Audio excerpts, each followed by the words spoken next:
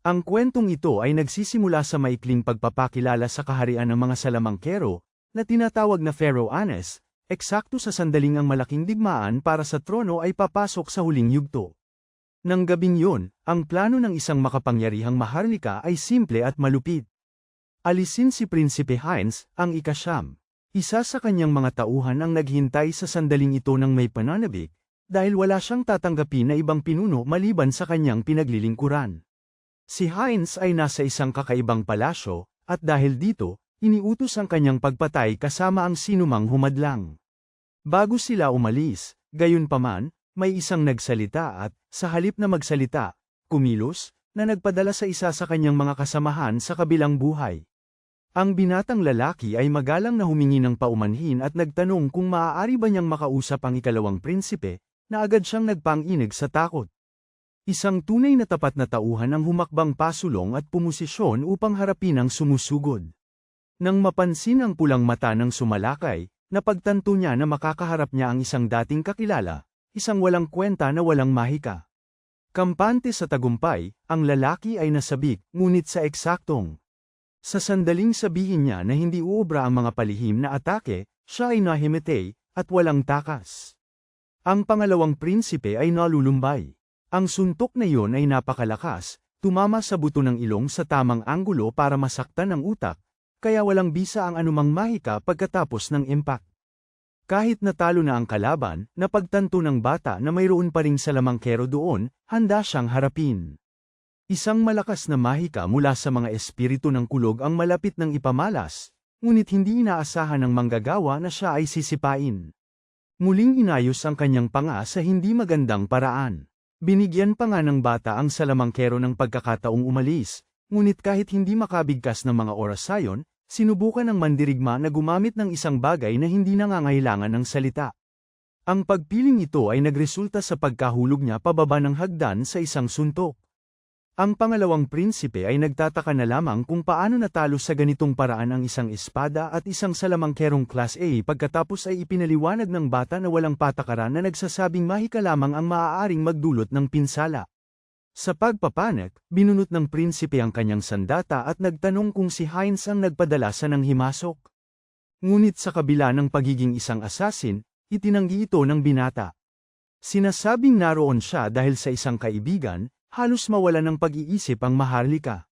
Pagkatapos ng lahat, walang posibilidad na magkaroon ng pagkakaibigan ang isang Garuda sa isang taong kabilang sa maharlikang pamilya, iginiit ng prinsipe, na gustong malaman kung ano ang magiging kabayaran para iligtas siya. Gayunpaman, nang marinig yun, naalala ng nanghihimasok ang masasakit na alaala at nagpas siyang tapusin na agad ang pabor. Ilang sandali pa, inanunsyo ang pagkamatay ng pangalawang prinsipe dahil sa isang sakit, at nanatiling sarado ang kabaong. Kaya, ang mahabang anino na bumalat sa palasyo, sa wakas ay nagsisimulang mawala. Habang nagbabasa sa kanyang silid, isang maharlika ang nagulat sa parehong figure tulad ng dati, na tinawag siya sa pangalan. Heinz. Dahil wala na ang nakababatang kapatid, walang duda na siya ang susunod na hari. Tinatanong ng mamamatay tao kung ano ang nararamdaman niya na nakikita ang kanyang pangarap na natutupad. Gayunpaman, sumagot si Heinz na ito ay simula pa lamang. Gaya ng ipinangako niya dati, iginiit ng blonde na sa pag-upo niya sa trono, aalisin niya ang lahat ng diskriminasyon laban sa mga taong walang mahika. Dahil matagal na niya itong kilala. Hindi na nagtanong pa ang assassin, dahil tunay silang magkaibigan. Hindi nagtagal ay lumitaw ang isyu ng hindi paglahok ng isang Garuda sa koronasyon. Nilinaw ni Heinz na papayagan niya ito, na ikinatuwa ng kanyang kasama. Bagamat alam ng assassin na hindi siya dapat magdulot ng kaguluhan, naiintindihan niyang kailangan ng panahon upang baguhin ang mga pananaw at hindi nangyayari ang lahat ng biglaan.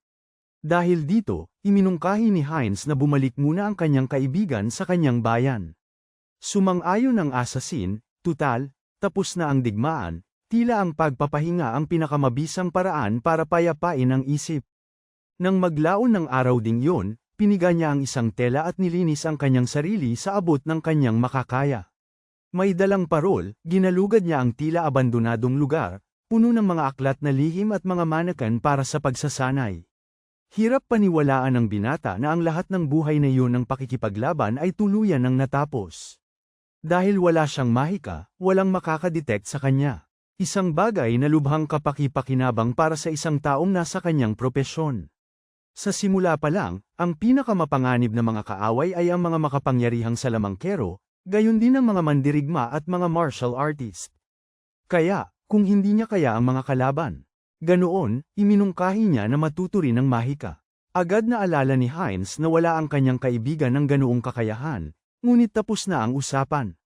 Nagpas siyang pag-aralan ng bata ang mahika ng higit pa sa kahit sino at sanayin ang kanyang katawan hanggang sa malampasan niya ang kawalan na iyon. Iyon ang kasunduan na ginawa sa pagitan ng dalawa bago magsimula ang lahat.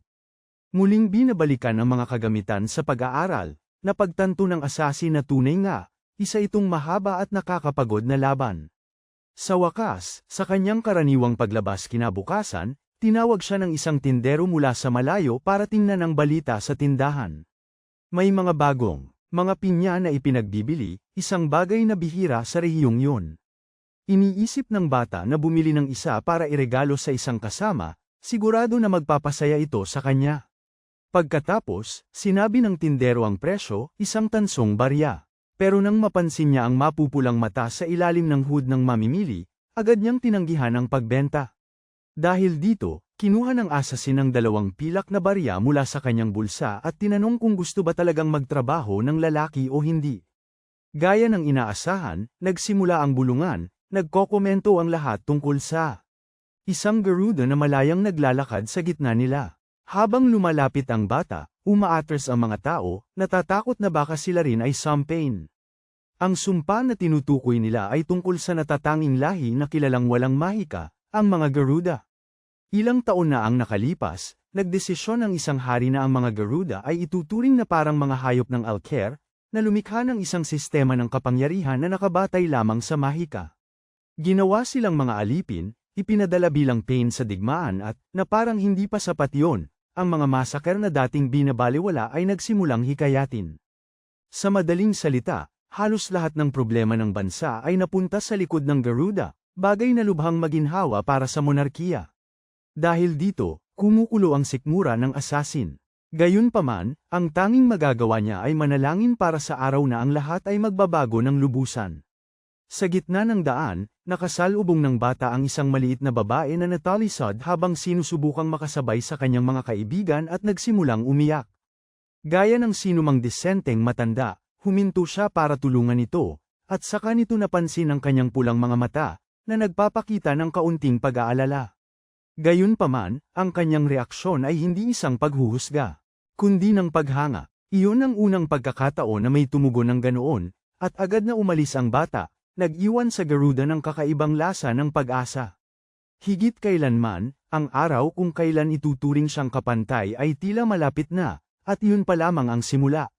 Maya-maya pa, dumating ang gabi, at pagkatapos ng 10 taon, nagsisimula ng magtaka ang binata kung paano siya tatanggapin. Ilang taon na ang nakalipas, habang nasa loob pa ng kubo, pinagalitan siya ng kanyang ina dahil naglalaro siya sa kutsilyo imbis na ibigay ito. Kahit na nagpipilit, hanapan niya ng trabaho, hindi ito kailanman tumunog na parang panggigipit, kundi parang pagmamalasakit. Gusto lamang niya na makahanap ng trabaho ang kanyang anak at ibigay ang kanyang makakaya. Alam niyang maaaring maharap siya sa mga paghihirap, sinisiguro niyang ipaalala sa kanya, pati na sa kanyang kapatid na babae, na laging bukas ang mga pintuan para sa kanyang pagbabalik. Pagkalipas ng 10 taon, dala pa rin ng lalaki ang isang agimat na nag-uugnay sa kanya sa mga panahong iyon ng pamilya. Gayunpaman, kahit gabi na, ang lugar ay maliwanag na parang araw at sobrang init. Sa sandaling yon, ang inaasam na kinabukasan na. Ang itinayong muog ng mamamatay tao ay muling gumuho. Nang makita ang lahat ng apoy, ang unang reaksyon ng bata ay mag-isip kung buhay pa ba ang lahat. Sa unang pagkakataon, sinabi niya ang kanyang pangalan ng malakas, Van, upang ipaalam na naruroon siya. Sa kasamaang palad, nakita ni Van ang isang residente na nakahandusay sa lupa sa kalunos-lunos na kalagayan, at hindi lamang isa. May iba pang mga katawan, pati na rin mga taong pinatay at nakabitin sa isang puno. Lahat ay may pamilyar na mukha na nagpabigat sa isipan ng bata. Para kay Van, walang saysay na ang mga kriminal. Umabot sa ganito, Pero ang pinakamahalaga ay hanapin ang kanyang ina at ang kanyang kapatid na si Rina. Lahat ng ginawa niya hanggang noon ay para sa kanila. Ang pinakamalaking hiling niya ay gawing isang lugar ang bansang yun kung saan sila ay masayang mamumuhay. Hanggang sa makarating siya sa dating kinatatayuan ng kanyang bahay at nasaksihan ang pinakamasamang maaaring mangyari. Mayroon ding isang taong nakabitin doon, katulad ng iba. At nang lumapit si Van, nakilala niya ang kanyang ina. Buhay pa, sinusubukan niyang magsalita, pero lubos siyang natigilan dahil sa gulat. Ang batang lalaki, ayaw niyang tanggapin ang katotohanan hanggang sa bigla niyang marinig ang boses ng kanyang kapatid na babae. Kahit sugatan, buhay si Rina. Ngunit bumagsak siya pagkatapos siyang tawagin. Agad siyang inalaya ni Van, pero imbes na paliwanag, pinatakbo siya nito, sinasabing hinahanap pa rin siya ng may kagagawa ng lahat ng ito. Hindi naniniwala si Van na may mas maraming kakampi ang pangalawang prinsipe, at noong una, sinubukan niya siyang tulungan. Pero ang dugo sa lupa ay bumubuo na ng malaking tumpok. Sa huli, umamin si Rina na natuto rin siyang magluto, at umiiyak. Ibinunyag na ang pinakadakila niyang pangarap ay makita si Van na kumakain ng isang bagay na gawa niya. Unti-unting nawawala ang ningning sa mga mata ng dalaga, at sa kanyang huling lakas, pakiusap niya sa kanyang kapatid na huwag sisihin ang sarili, dahil wala siyang kasalanan sa lahat ng ito. Sa huling sandali, si Van ay literal na sinaksak sa likod ng isang kabalyero. Kasama niya, maraming iba pa ang nagdiriwang sa tagumpay, naniniwalang kanilang napabagsak ang pinuno ng hukbong rebelde. Gayunpaman, napansin ng isa sa kanila na nakatayo pa rin ang bata, at ang kanyang tingin ay nagpapakita na mayroon pa ring pagnanais na lumaban. Bago ibigay ang huling suntok, tinanong ng kabalyero kung bakit hindi sinubukang umiwas ni Van sa atake. Sumagot ang bata na wala na siyang gustong protektahan na buhay pa. Para sa kabalyero, iyon ay isang dahilan na karapat-dapat sa awa. Ngunit bago tanggapin ang kanyang sariling wakas, tinanong ni Van kung sino ang nag-utos ng massacre. Diretso, sumagot ang lalaki na ang utos ay galing kay ang mismong kamahalan, at sumigaw si Van na hindi gagawin ni Heinz ang ganoong bagay. Laban sa inaasahan, lumitaw ang blonde doon mismo sa laman at dugo. Nagulat si Van sa paglitaw nito, dahil, ayon sa kanyang mga salita, ipinahihiwatig na naghihintay lamang siya ng tamang pagkakataon para magpakita, at para bang hindi pa sapat yun, kinutya pa siya ni Heinz. Tinanong kung hinahanap ni Van ang mga alaala, nang ipaliwanag ang dahilan ng lahat, sinabi ng hari na ang kasalanan ay nasa batang lalaki mismo. Ayon sa kanya, mga asasin na kayang baliwalain ang mahikal na pagtuklas, nagtatago kahit saan, at kaya ding alisin ang mga makapangyarihang kaaway. Na ang mga mayroon lamang pisikal na lakas ay isang banta, isang panganib na maaaring yumanig sa kanyang mapayapang paghahari at kaya, kailangang alisin. Nagpapakita ng pagkadismaya si Van sa pagiging nadaya, ngunit sinabi ni Heinz na tutuparan pa rin niya ang kanyang pangako. Pagkatapos ng lahat, kapag napuksa ang mga Garuda, wala nang matitira na maaaring diskriminahin. Naghahanda na ang kabalyero para sa huling suntok, ngunit sa pagkakataong ito, hinahawakan ni Van ang talam gamit ang isang kamay lamang. Ang pagkaalam sa katotohanan ay binabago ang lahat, ginagawang isang apurahang pagnanasa para sa paghihiganti ang sakit. Kahit mahina at sugatan, mas kilala ni Heinz kaysa kanino man ang halimaw na. Ang batang lalaki ay, pumwesto ang mga kabalyero upang protektahan ang kamahalan. Habang naghahanda ang hari na lumaban, tinawid ni Van ang unang linya ng depensa sa isang kisap mata. Gamit ang sikretong pamamaraan ng anino ng kanyang lahi, sinimulan niya ang atake na kilala bilang huling pamumukadkad. Bilang tugon, itinuon ni Heinz ang lahat ng kanyang mahika sa spell na tinawag na Lucis Sagittarius. Kaya, nagbanggaan ang pinakamalakas na atake ng dalawang dating magkaibigan. Pagkatapos ng mahabang sandali ng labanan, dumating ang gabi at ang mga katawan ng mga kabalyero ay nakakalat sa lupa. Ang pinakakahangahangang bagay ay, kahit sa ganoong kalagayan, patuloy pa rin ang pakikipaglaban ni Van para protektahan ang kanyang kapatid. Katulad ng, kahit sa kamatayan, tumanggi siyang yumuko sa Alker. Itinuturing ito ni Heinz na gawa ng isang mangmang, ngunit tinatanggap niya na hindi niya mababago ang isip nito at inaamin na kinailangan lamang niya itong talunin sa pamamagitan ng lakas. Kalaunan, halos hindi na makahinga si Van, nawawala sa kanyang iniisip. Matapos ang laban, ayaw niyang doon na matapos ang kanyang kwento. Hindi pa tapos ang kanyang paghihiganti, kaya kailangan niya ng isa pang pagkakataon. Isang bagong pagkakataon upang, sa susunod, masiguro man lang ang isang katanggap-tanggap na kapalaran para sa kanya. Marahil, sinagot ng swerte ang kanyang hiling, dahil nang ipikit niya ang kanyang mga mata sa lupa, dumilat siya sa isang napakapamilyar na silid, na mas lalong parang panaginip. Umaakyat si Rena sa hagdan at nagtatanong kung gising na ang kanyang kapatid. Sumigaw si Van, nagtatanong kung okay siya, ngunit wala siyang naiintindihan. Kumbinsido na siya ay nananaginip, naririnig niya ang babae na nagpupumilit na maghanda siya. Tutal, kaarawan niya, lumabas ang kanilang ina pagkatapos noon, hinihikayat siyang bumangon na. Tiningnan ni Van ang kanyang sarili sa salamin at napagtanto, nang hindi makapaniwala, na siya'y bumalik ng 10 taon sa nakaraan. Para ipagdiwang ang kanyang ika-15 kaarawan, naghahanda ang pamilya para sa isang picnic. Sabi ng kanyang ina at kapatid na sayang ang manatili sa bahay sa napakagandang araw. Nagsimulang magtaka si Van kung ang lahat ng iyon ay panaginip lamang. Bigla, humihihip ang malakas na hangin sa lugar, nagkakalat ng mga talulot ng bulaklak sa hangin. Sa gitna nila, dumampi ang isa sa protagonista, at naramdaman niya ang dampi na sapat na para maintindihan na ang lahat ay totoo. Habang nararamdaman pa niya ang bigat ng pagsasanay sa kanyang katawan, kasabay nito ang amoy ng usok mula sa lungsod at ang huling mga salita ni Rena.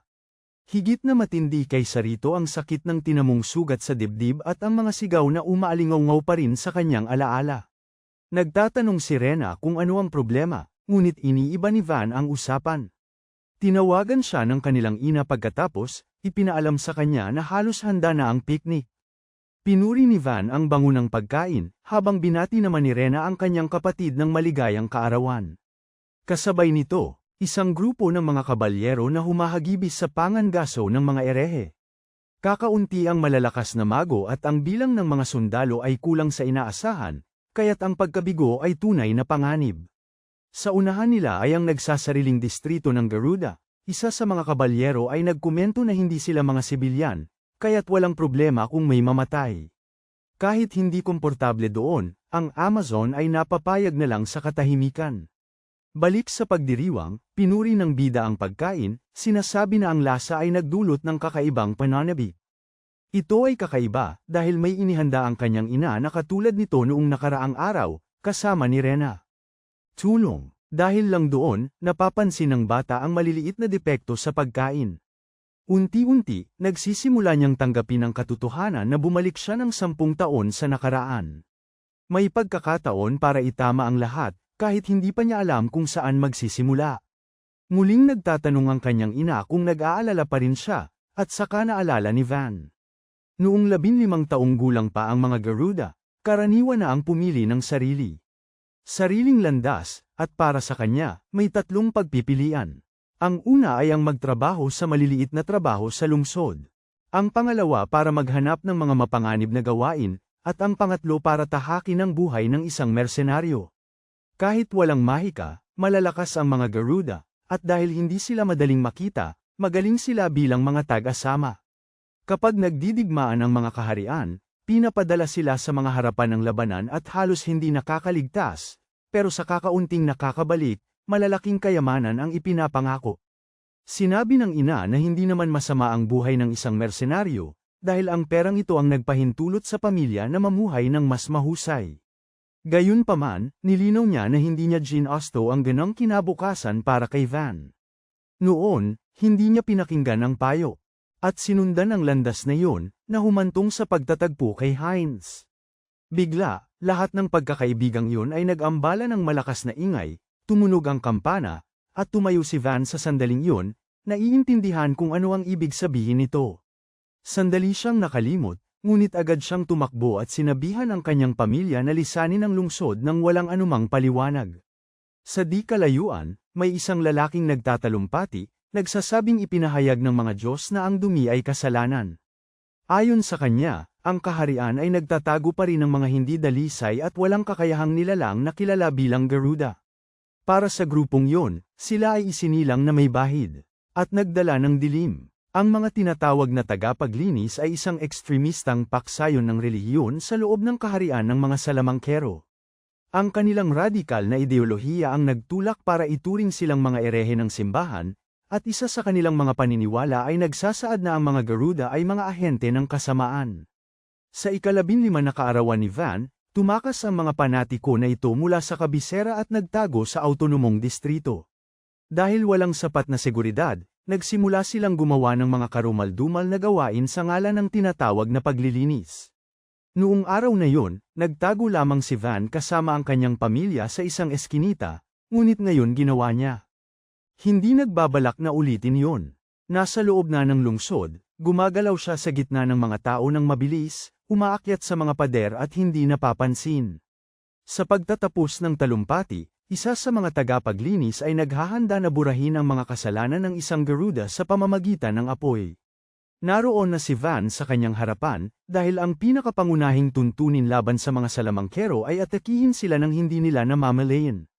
Ang tamang target ay ang utak at ang mga boses, upang hindi sila makapag-usal ng kahit ano. Pagkabagsak niya sa isa, gayunpaman, nabubunyag ang kanyang posisyon. Sa mga kaalyado at mga kaaway, sinubukan ng isa sa mga panatiko na kumilos ng mabilis, ngunit nadaig siya ni Van at tinusok gamit ang sariling espada ng kalaban.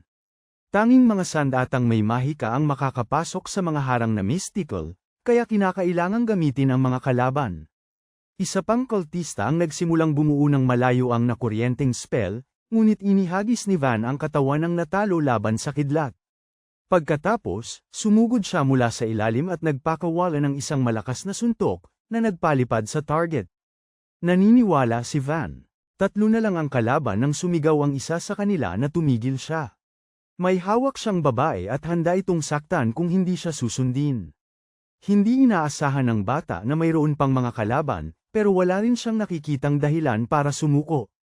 Ang takot sa mukha ng bihag ay totoo, at sa isang desperadong pagkakataon, lumuhad si Van, nagmamakaawa sa nagpapahirap na tumigil. Nasiyahan ng kultista sa kanyang ngiti at sumigaw na dapat ay ganoon na lamang siya noon pa. Pagkatapos noon, isa pang panatiko ang sumipa ng malakas kay Van sa tiyan, na nagpatamba sa kanya sa lupa. Ang mga natitirang tagapaglinis, puno ng galit, nagsimulang bugbugin siya ng walang humpay. Bagamat gusto nilang pahirapan siya, ang tila leader ay nag-utos sa kanila na tapusin na ito agad. Nakaramdam siya ng masamang kutob, na parang maaaring magkamali ang lahat kung hindi nila kaagad mawawala ang batang lalaki. Napansin na hindi sumusunod ang kanyang mga kasama, binitiwan ng kultista ang bihag upang kumilos. Dahil wala na sa panganib ang babae, sumaklolo ang isa pang tao, na nagpalabas ng isang mahika ng yelo. Tinamaan ng mahika ang panatiko mula sa likod, kumalat ang yelo sa buong katawan niya at hindi siya makagalaw. Ang kabalyero naman ay, binabalaan siya na huwag gumalaw, baka siya'y mabasag. Sa ngalan ng katarungan ng kaharian, ipinag-uutos niya ang pagdakip sa lahat ng panatiko, na nagdulot ng labis na takot sa kultista. Hindi lubos na maintindihan ni Van kung bakit, sa kanyang nakaraang buhay, ang mga reinforcement ay napakatagal dumating. Pilit pa ring inuutusan ng kultista ang kanyang mga kasama na patayin ang babae, ngunit silang lahat ay parang mga estatwa na nanigas. Dahil dito, natanggap ng mga kabalyero ang utos na alisan sila ng armas, iniwan si Van na mag-isa sa harap ng nagligtas sa kanya. Nasaksihan niya ang lahat ng ginawa ng bata, ngunit sa halip na mag-alala, nagpasya siyang ibigay sa kanya ang lahat. Ang papuri. Tutal, ang salamangkero ng apoy na natalo ni Van pa lamang ay sapat na sana upang gawing abo ang buong lungsod.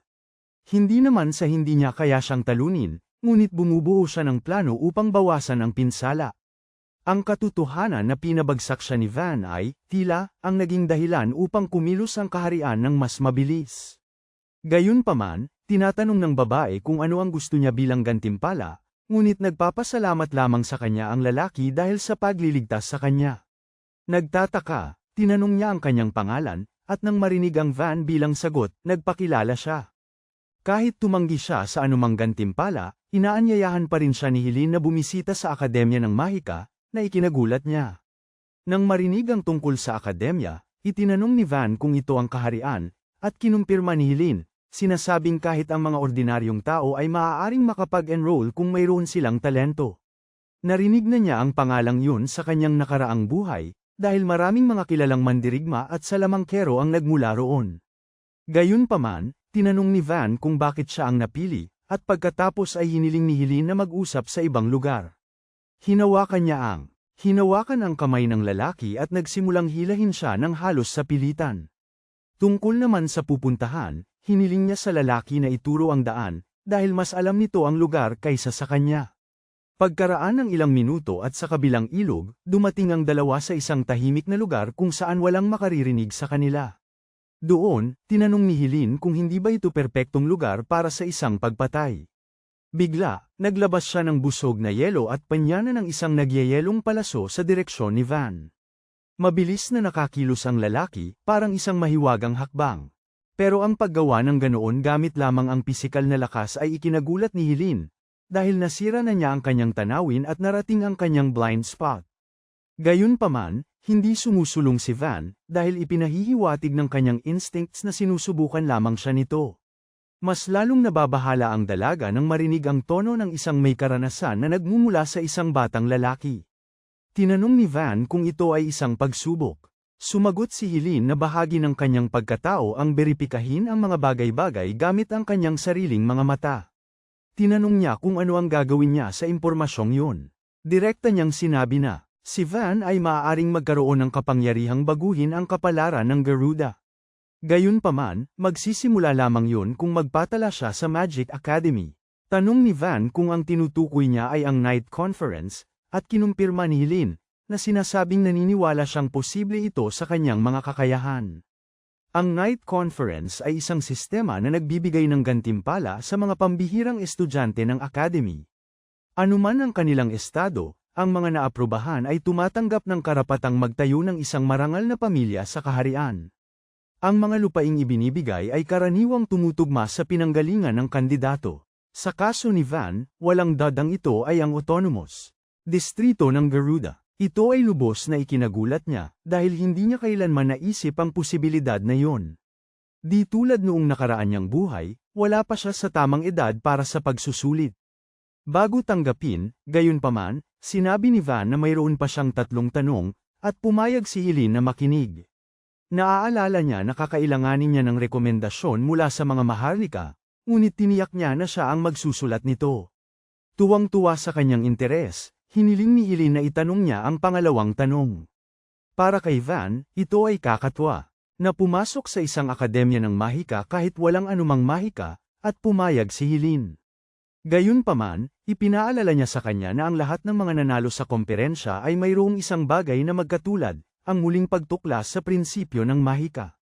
Ipinakita ng mga pag-aaral sa mga gayuma, mahiwagang bilog, at iba pang larangan na ang mahika ay mas malawak kaysa sa inaakala.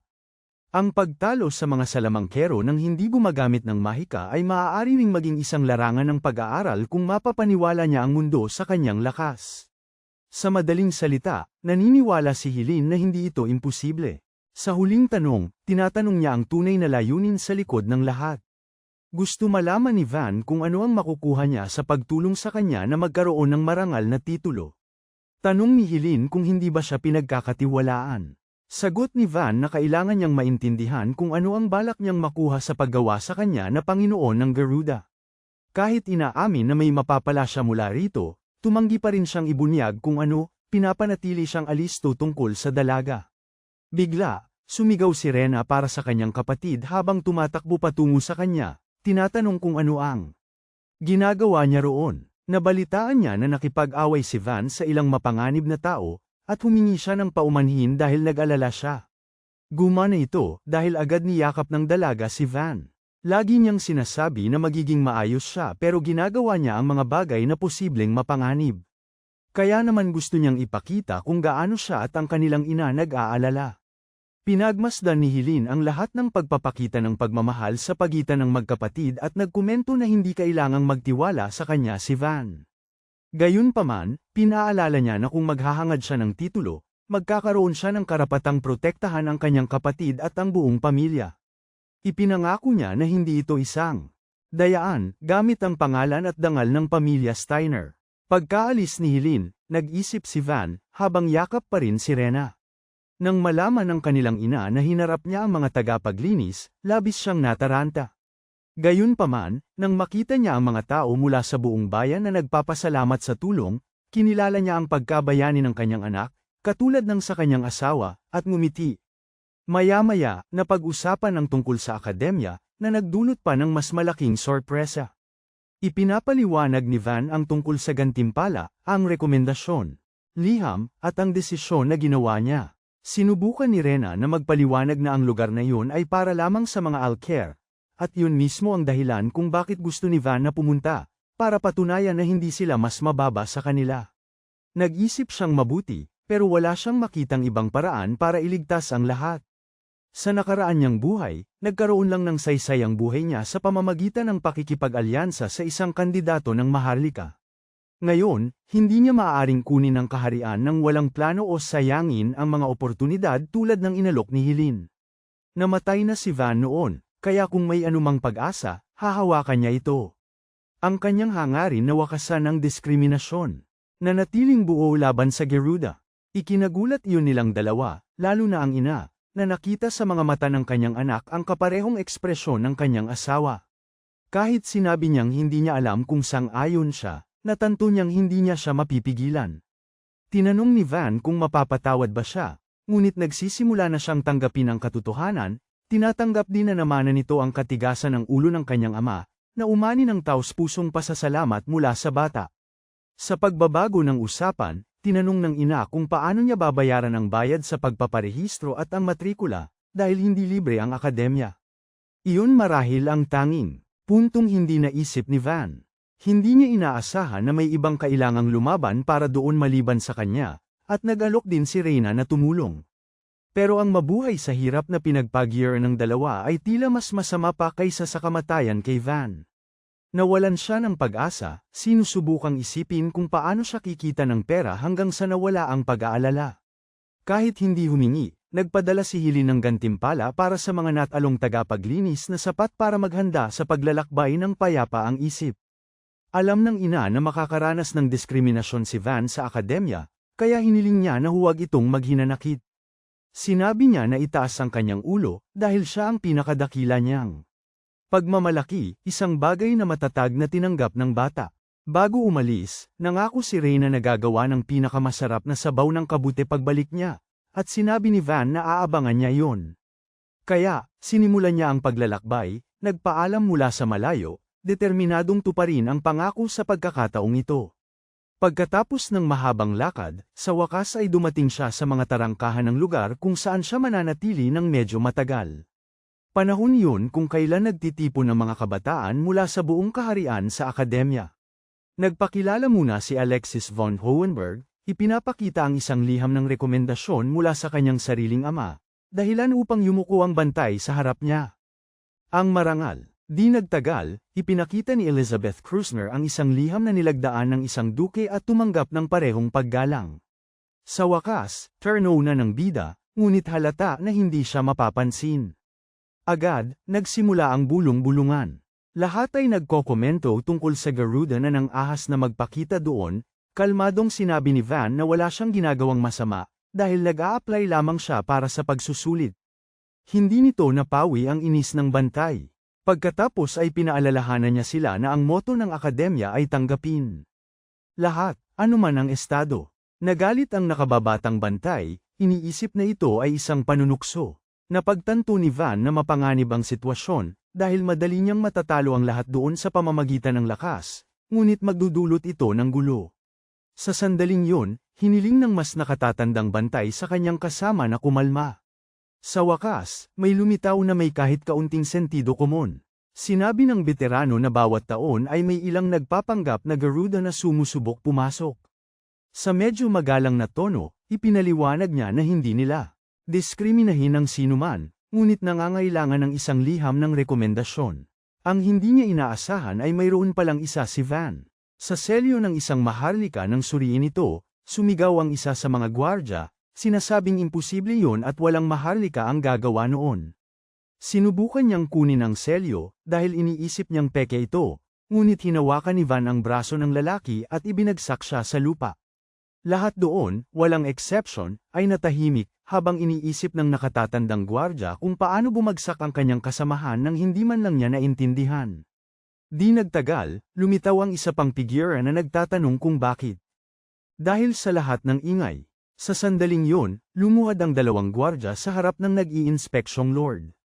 Sinubukan ng mas matanda na sabihing walang gaanong problema, ngunit ang Garuda ay nakaakit ng labis na atensyon kaya kinailangan ni Van na magpakilala. Kalmado niyang ipinaliwanag na siya ay nirekomenda ni Helene Steiners.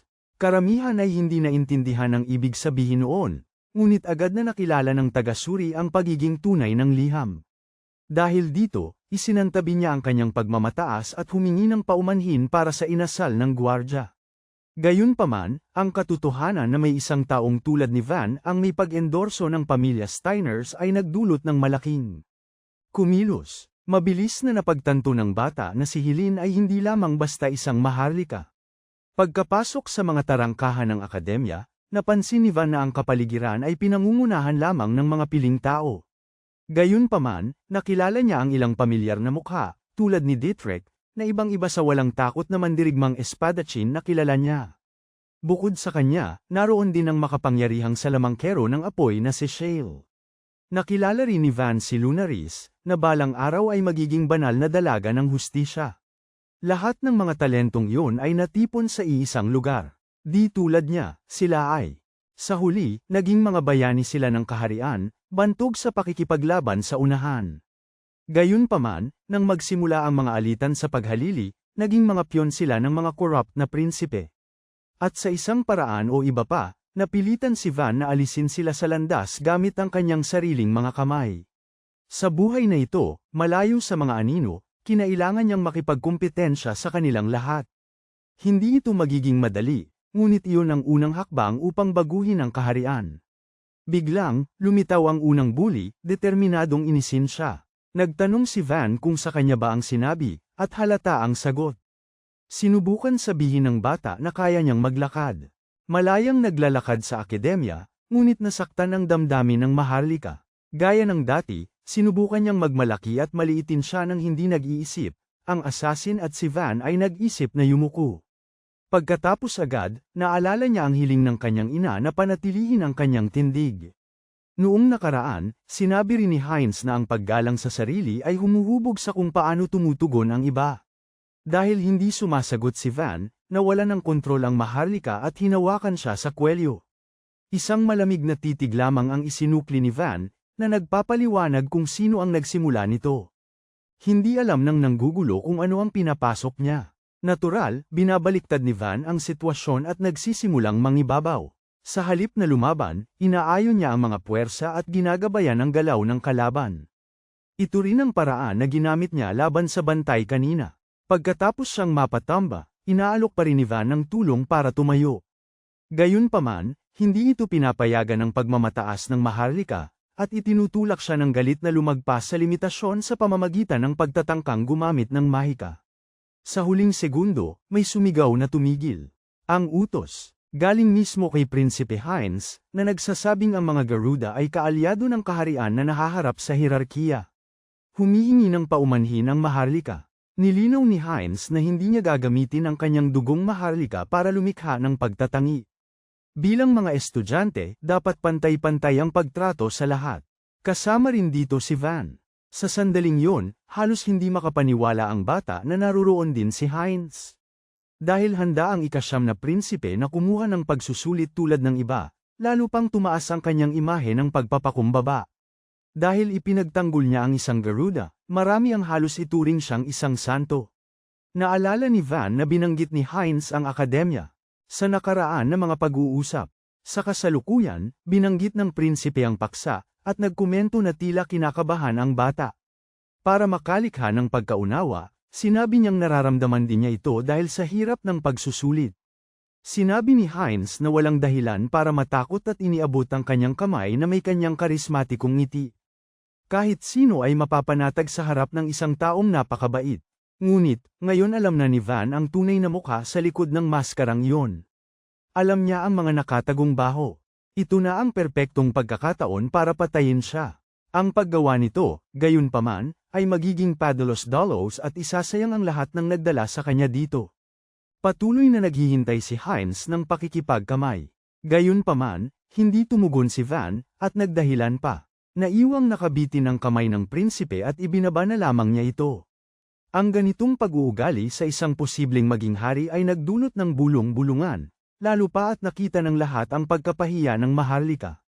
Sa sandaling yun, lumitaw ang tagasuri, at inanunsyo na sarado na ang mga rehistrasyon para sa pagsusulit ngayong taon. Pagkatapos nito, ipinaalam niya na kanyang dadalhin ang mga kandidato sa pasukan ng tinatawag na Shaded Forest. Marami ang kinabahan sa balita. Nasa lugar na ng pagsusulit, kasama ang lahat, isang tagapag-ugnay ang bumabati sa mga kalahok. Ipinaliliwanag niya na ang gubat na ito ang magiging tagpuan para sa entrance exam ngayong taon tulad ng alam na ng lahat. Ang akademya ay isang institusyong ginawa upang linangin ang mga piling tao at pamahalaan ang kaharian, na hindi nag-aabalang turuan ang mga karaniwang tao. Kaya, sino man na gustong manatili roon ay kailangang patunayan na mayroon silang kahit kaunting antas ng kapangyarihan. Ang makulimlim na gubat ay kilala sa pagkakaroon ng malaking halaga ng mahika at ang misyon ng mga estudyante ay magdala pabalik ng isang bulaklak na puno ng enerhiyang iyon. Ito ay tinatawag na luha ng langit at tumutubo lamang sa partikular na lugar na iyon. Ang problema ay ang mga nilalang na naninirahan sa rehiyon ay mayroon ding mahika. Alam ni Van na magkakaroon ng praktikal na pagsusulit, ngunit hindi niya akalain na kailangan niyang harapin ang mga mahiwagang hayop. Bawal ang direktang panghihimasok sa pagitan ng mga kandidato, pero pinapayagan ang pagtutulungan. Gayunpaman, kinakailangan pa ring makakolekta ng sapat na bulaklak para masiguro ang pag-aproba ng buong grupo. Dalawang malalaking grupo ang mahihirapan at ang pinakamahabang palugit ay hanggang sa paglubog ng araw lamang. Dagdag pa, bawat kalahok ay tumanggap ng badge mula sa tagapagbantay na gagamitin para humingi ng saklolo kung may panganib. Pero, ang paghingi ng tulong ay nangangahulugan ng agarang pagkatanggal. Sa gayon, opisyal na idineklara ang simula ng pagsusulit at maraming estudyante ang agad na nagsimulang magpangkat-pangkat, pumipili ng mga kaalyado na may magkatugmang kakayahan. Si Van naman, ay napunta sa pagiging mag-isa, naniniwalang sa ganitong paraan ay mas magkakaroon siya ng kalayaang gumalaw. Nang sa wakas ay siya na ang tatanggap ng badge, parang atubili ang tagasuri na ibigay ito. Gayunpaman, inilagay ang bagay sa kanyang mga kamay at umalis si Van sa ilalim ng mapagmatsyag na mata ng nobleng yun. Sa loob ng gubat, isang mahiwagang hayop ang lumitaw ng walang babala. Mabilis itong nakilala ni Van bilang isang nilalang na tila nagmula sa masamang lugar na may katamtamang laki. Ang mga hayop na nabigyan ng mahika ay karaniwang tinatawag na mga halimaw na hayop. Sila ay may pisikal na lakas na higit sa tao at kaya ring gumamit ng mahika, kaya mas mapanganib sila kaysa sa maraming salamangkero. Sa isip ni Van, simula nang maging assassin, tao lang ang nakalaban niya. Gayunpaman, hindi ito nakapigil sa kanya na sumugod at suntukin ang nilalang. Sa tiyan, isa pa, bihasa rin siya sa mga partikular na teknik para harapin ang ganitong uri ng halimaw.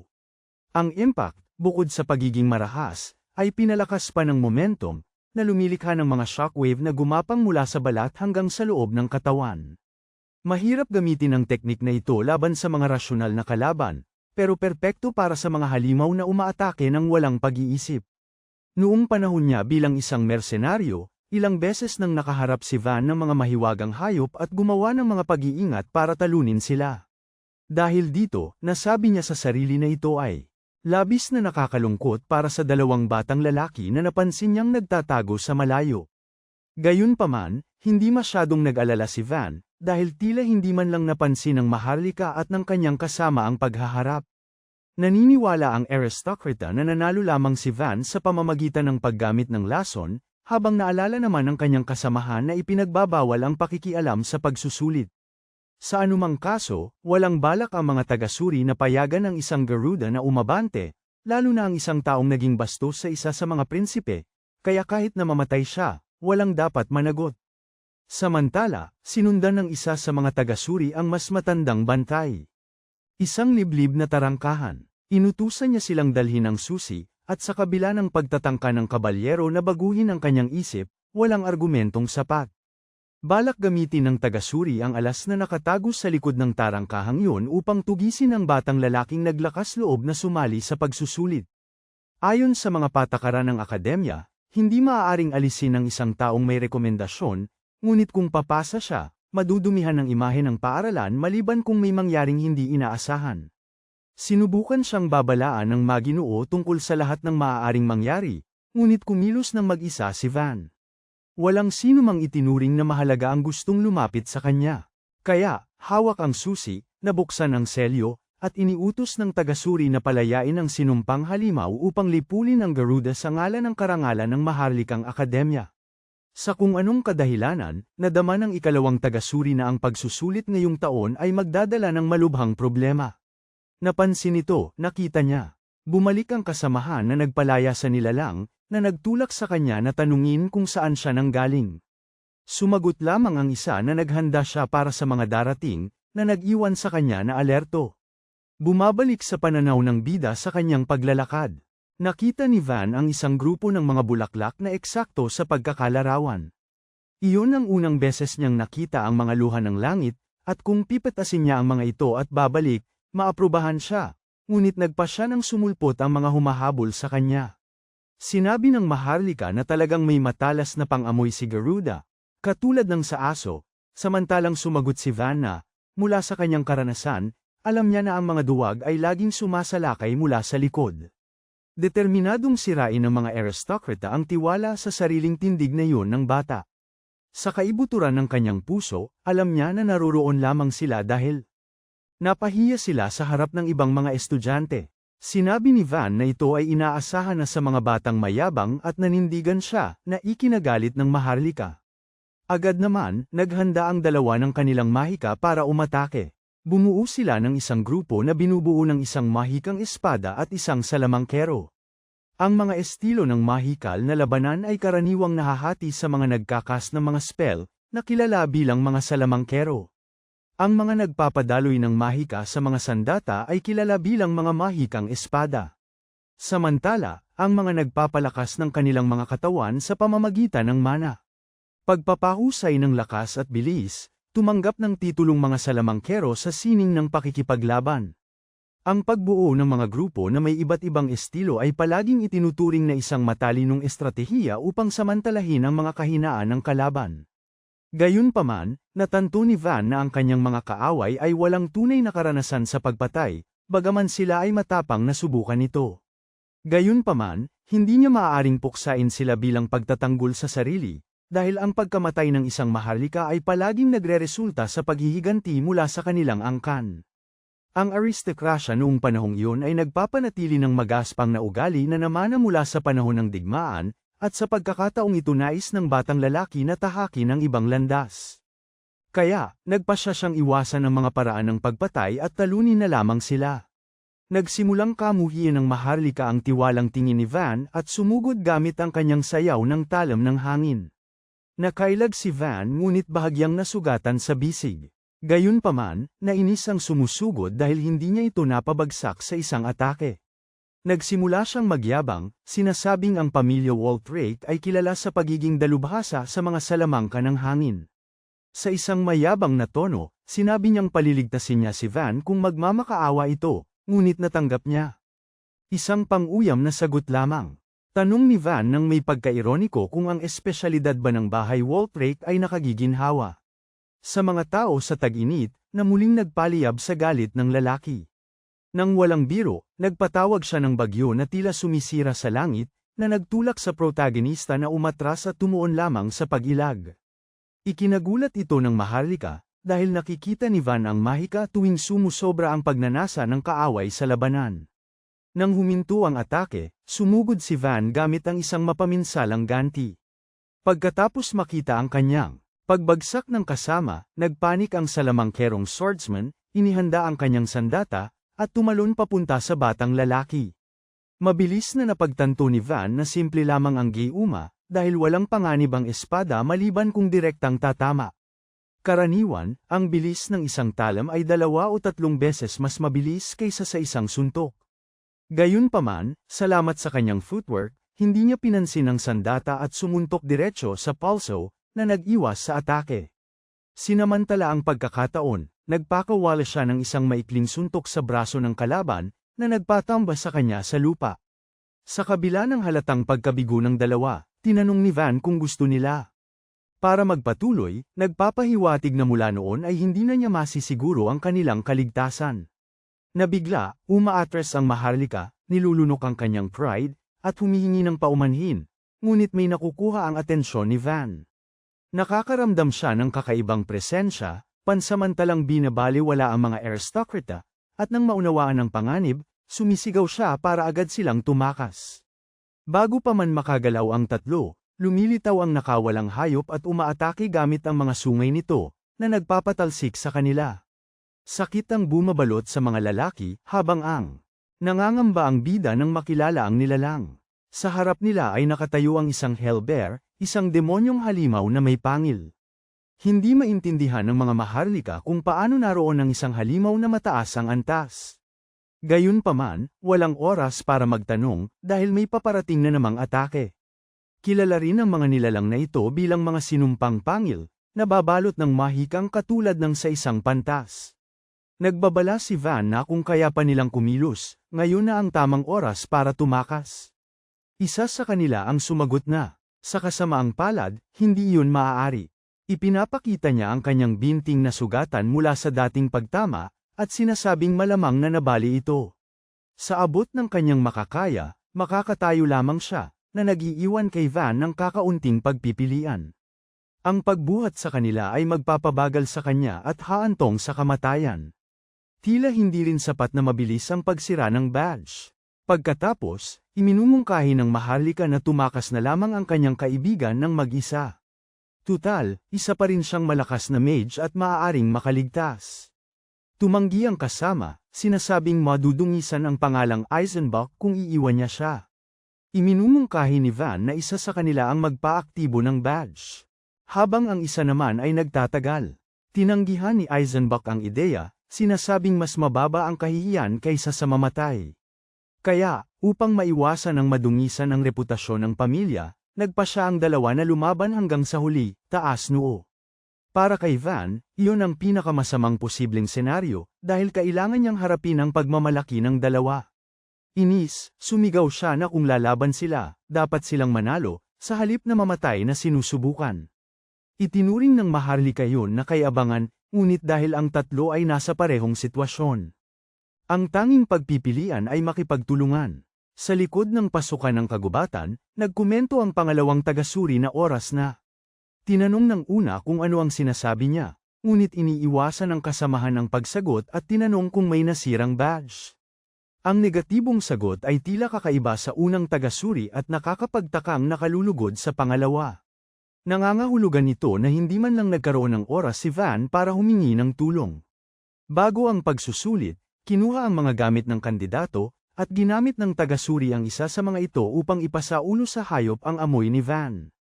Ngayon, naniniwala siya na ang bata ay naging abo na, at ang natitira na lang ay ang maghintay, kaya hindi niya mapigilan ang kanyang pagtawa.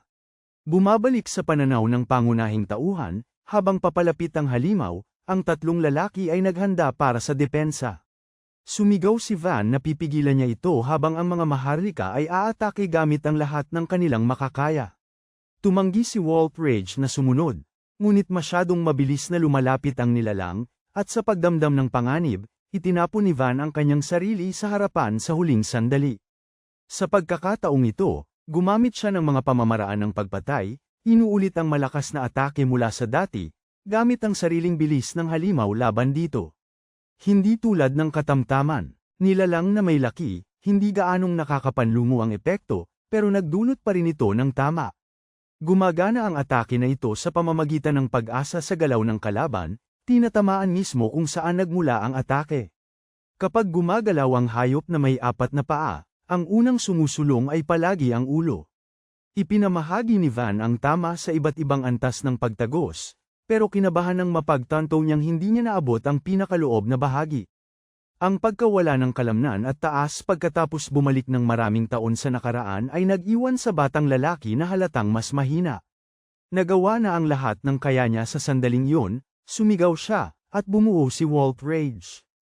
Ang spell na Sky Reaper. Sumasalpok ang mga talam ng hangin sa hayop, at pagkatapos, sinubukan ni Eisenbach na sumalakay gamit ang kanyang mahiwagang espada, pero masyadong matigas ang balat ng halimaw. Dagdag pa sa problema, nagalit ang nilalang, at sumigaw si Van sa huling segundo para lumayo ang lahat. Kahit na ganoon, sumugod ulit ang hayop, tumatakbo ng mabilis at lumilikha ng nakakabaliw na hangin sa paligid nito. Paglingon ng bida, nakita niyang nakahandusay at hindi makagalaw ang kanyang dalawang kasama, bagamat humihinga pa rin.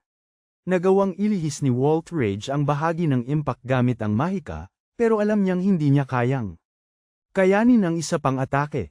Tinatanggap na ni Eisenbach na ito na ang katapusan, dahil wala ring epekto ang kanyang espada. Nakatayo pa rin, sinabi ni Van na susubukan niya ulit. Sa pagtataka ng Noble, sinabi niya na sa susunod na pagtatangka, tatapusin nilang tatlo ang halimaw ng sabay-sabay. Tinanong ni Walt Rage kung napagtanto lang ng bata na hindi gumagana ang kanyang mahika. Pagkatapos iminungkahi ni Van na maghalo siya ng mga bato sa spell upang dagdagan ang bisa nito. Kay Eisenbach, pinayuhan niya itong ituon ang pagtulak ng espada sa pinakamahinang bahagi ng nilalang. Seryosong tanong ni Walt Rage kung ano ang iniisip ng bata. Para sa kanya, malinaw na wala silang pagkakataong manalo, samantalang si Van, sa ganoong kalagayan, ay maaari pang tumakas. Sa totoo lang, hindi siya sisisihin ni Walt Rage kung tumakas siya pagkatapos ng lahat ng sinubukan nilang gawin. Gayunpaman, tumugon si Van na wala siya roon para maghayganti, dahil ang tanging hangad niya ay makilala ang kanyang lahi bilang bahagi ng kaharian. Dahil doon, sinabi niya na hindi niya maaaring pabayaan ang mga kasamahan mula sa parehong bansang nais niyang mapabilang. Nakaramdam si Walt Rage ng biglang pagbalik sa realidad, inaalala ang lahat ng kanyang ginawa, kasama ang matinding bigat ng pagkakasala. Sa sandaling yun, naghahanda ang halimaw para sa huling pagsugod, at nang mapansin ito, sumigaw si Van para simulan na ang plano. Sa hudyat ni Van, ginamit ni Walt Rage ang kanyang sayaw ng talam ng hangin. Sumunod sa mungkahi ng bida, nagdagdag siya ng mga bato sa spell, at pinalitan ito ng pangalang Black Dust Skycutter. Isang madilim na talam, puno ng buhangin at graba, ang marahas na bumababa sa halimaw na may mga pangil. Mabuti na lang, nahadlangan ng atake ang paningin nito, at inanunsyo ni Van na siya naman ang Cecil at sumugod sa halimaw. Iba ang paggana ng balikat ng mga hayop na may apat na paa kumpara sa mga tao. Hindi ito direktang nakakabit sa gulugod, kaya nagkakaroon ng malayang galaw ang mga paa sa harap, ngunit nakukumpromiso ang katatagan. Dahil dito, ginamit ng bida ang kanyang teknik na pagkakaisa na tinatawag na pag-ikot, at natamba ang nilalang. Habang bumabagsak ito, sumigaw si Van na ang puso ay nasa harapang base sa pagitan ng mga paa sa harap. Hindi nag-aksaya ng oras si Eisenbach at tumalon para umatake, ngunit dahil sa kawalan niya ng karanasan, nag-alinlangan siya sa harap ng matapang na tingin ng halimaw. Kahit natatakot, kumilos ang bata ayon sa napagkasunduan at itinarak ang espada. Sumigaw si Walt Rage sa pagdiriwang ng tagumpay, ngunit hindi ganoon ang ginhawang nadama ng bida. Sa paanuman, napagtanto niya na hindi tumama sa puso ang atake. Siguro dahil sa pag-aalinlangan kaya ngayon, nagsisimula ng bumalik sa dati ang nilalang. Bilang depensa, pinakawalan ng halimaw ang nakakasirang dagandong, isang pambihirang kakayahan ng mga mababangis na hayop na nagpapadaloy ng mahika sa pamamagitan ng kanyang boses. Kumakalat ang isang alon ng lakas, na nagpapabagsak sa lahat ng bagay sa paligid. Bumagsak si Eisenbach sa lupa na dumudugo at, sa sandaling yun, naramdaman na parang nasaktan ang kanyang mga panloob na organo. At para mas lalo pang lumala, ang halimaw ay sapat na kalapit para siya ay kainin ng buhay.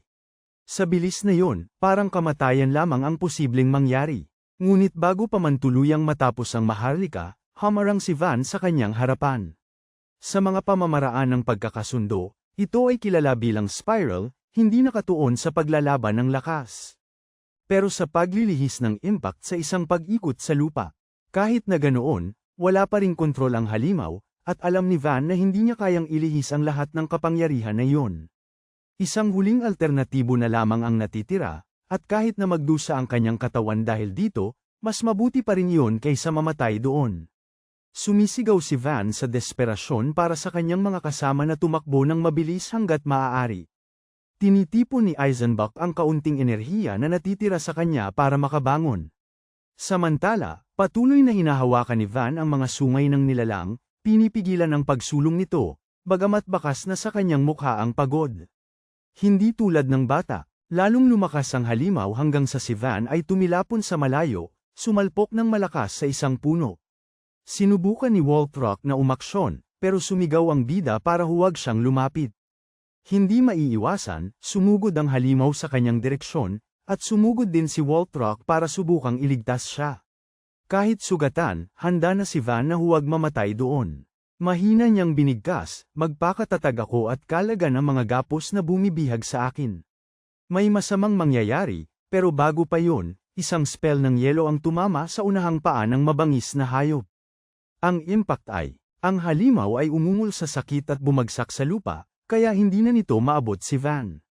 Ang pinaka-nakakabahala ay ang pinagmulan ng mahika, na galing mismo kay Prinsipe Heinz, isang bagay na hindi inaasahan ng sinuman sa kanilang tatlo. Sinubukan ng mga maharlika na balaan na masyadong mapanganib para sa kamahalan na manatili doon. Sumagot si Heinz na ang pagprotekta sa mga mamamayan ng kaharian ay tungkulin ng maharlika, nakitang-kita na nakaantig sa kanilang dalawa. Sa pananaw ni Van, ito mismo ang paraan kung paano niya palaging nakukuha ang tiwala ng mga tao bago niya sila dalhin sa kamatayan. Ngayon, lumilitaw bilang isang huwad na ilaw sa dulo ng tunnel, iminungkahi ni Heinz ang isang alyansa sa pagitan ng apat. Inaasahan na ito, sumigaw si Van na tumatanggi siya.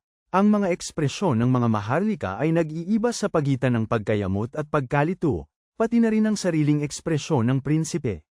Gayunpaman, muling pinagtibay ng protagonista na wala siyang balak na makipagtulungan. Nilinaw niya na hindi kailangan ang kapangyarihan ng tagapagmana ng hari. Hinihingi ni Waltrock ang respeto, habang ipinapaalala ni Eisenbach na iniligtas ni Heinz ang kanilang mga buhay. Tumugon si Van na malulutas na sana niya ang lahat. Sana nag-iisa kung hindi nakialam ang prinsipe. Dahil dito, tinatanong ni Heinz kung talagang hindi kailangan ng tulong ng bata. Sumagot si Van na kailangan niya, naglalakad papalapit sa halimaw, at sinabihan ang blonde na manahimik na lang at manood, gaya ng ginagawa ng mga maharlika. Nagbabala si Van na gumagalaw na naman ang halimaw, at biglang sumugod ulit ito sa grupo. Sa pagkakataong ito, gusto man lang ni Eisenbach na makasuntok. Hinimok ng protagonista na maging kalmado, sinasabing ang pagtakbo ngayon ay pag-aaksaya ng buhay. Sinabi ni Waltrock na mayroon na lamang siyang mana para sa isang atake, pero sinabi lang ni Van na makinig silang lahat sa mga senadoryas niya, pati na si Heinz. Sa pagkakataong ito, nagpakita si Van ng kakaibang determinasyon, na kumalat din sa iba. Sumugod siya para harangin ang halimaw, naalala kung gaano siya kitakot kanina. Kaya, naniniwala siyang kaya niyang manalo nang hindi gumagamit ng ipinagbabawal na teknik na yon. Hanggang noon, tatlo sa kanyang harmony techniques ang nabigo laban sa halimaw. Sinimulang ituring ng halimaw na karapat-dapat silang kalaban, at nagsimula itong maging mas maingat. Sa ganitong paraan, nakailag si Van sa isang malawakang atake, lundag, at napansin ang isang maliit na butas para sumulong. Ang nilalang ay umungal ng galit at sinusubukang habulin siya, ngunit patuloy na umiiwas ang bata, ginagamit ang katawan ng kaaway bilang suporta. Hindi makapaniwala si Waltrock na posibleng magkaroon ng ganoong kab-iles ng walang mahika, katulad ng prinsipe. Sa katunayan, sa pamamagitan ng paglipat ng kanyang sentro ng grabidad nang hindi itinutulak ang kanyang mga paa sa lupa, inalis ni Van ang mga paghahandang galaw. Ang teknik na ito ay kilala lamang sa mga pinakamataas na antas ng martial artist. Kaya, hindi katanggap-tanggap na makita siyang sumipa, lumundag, at takasan ng demonyong hayop na iyon. Sa isang huling galaw, yumapak si Van sa ulo ng halimaw, na nagpaisip ng labis sa mga maharlika. Gayunpaman, alam ni Heinz na ang mga pag-atake na walang mahika ay halos haplos lamang para sa mga nilalang na ganoon kalakas. Habang patuloy na lumalaban ang hayop, naniniwala ang prinsipe na malapit nang mawala sa kontrol ang sitwasyon. Ngunit iginiit ni Van na perpekto ito. Sa katunayan, ang tunay niyang layunin ay inisin ang kalaban. Di nagtagal, nagsisimula ng lumabas ang mga senyales ng mapaminsalang dagandong. Sa sandaling yun, sumigaw ang bida kay Waltrock para gamitin ang kanyang mahika ng hangin, na agad naman niyang ginawa, naghahalo ng mga bato sa loob ng nilalang. Bibig, hinaharangan nito ang daanan ng hangin ng halimaw, kaya bumabagsak ito sa lupa. Nang walang pag-aaksaya ng oras, lumukso si Van sa kalaban at, harapan, inihahanda ang kanyang mapaminsalang dobling atake, na kilala bilang kambal. Ang atake ay tumatama mismo sa gitna ng ulo ng demonyong halimaw. Ang mga alon ng pagyanig mula sa kanan at kaliwa ay nagsasama sa isang punto sa loob ng kalansay, gaya ng mga bilog sa tubig na nagtatagpo. Sa pamamagitan nito, ang demonyong halimaw ay lubusang nawalan ng lakas. Sa pagkumpleto ng unang dalawang hakbang, sinenyasan ni Van si Eisenbach na pinaikot lamang ang kanyang espada at ginutay-gutay ang halimaw. Nagulat ang mga maharlika, hindi makapaniwalang natalo nila ang isang mataas na antas na halimaw. Tinanong ni Eisenbach kung ano ang ginagawa ng bida, at tinitigan lamang ni Van si Heinz sa katahimikan, bago tumalikod at inilahad ang kanyang kamay upang tulungan siyang tumayo. Ipinagtapat ng bata na masakit ang kanyang mga internal na organ, na parabang nasugatan. Ipinaliwanag ni Van na ang ganitong uri ng mahika ng tunog ay maaaring bahagyang mapawi sa pamamagitan ng pagtakip sa tainga, at sinabi ng maharlika na hinding-hindi niya ito malilimutan. Matapos malagpasan ang panganib, oras na para isipin ang susunod na layunin. Ngunit sa gulat ng bida, kung saan dating may ilang bulaklak, dalawa na lamang ang natira. Iyon ang resulta ng pagbuo ng malalaking grupo, isang bagay na ipinagbawal na sa simula pa lang. Pilit na nag-iisip ng solusyon si Van, dahil alam niyang paubos na ang oras. Bago pa siya makapagsalita, naunahan na siya ng mga noble, pinipitas ang mga bulaklak at nagpas siyang ipamahagi ang mga ito.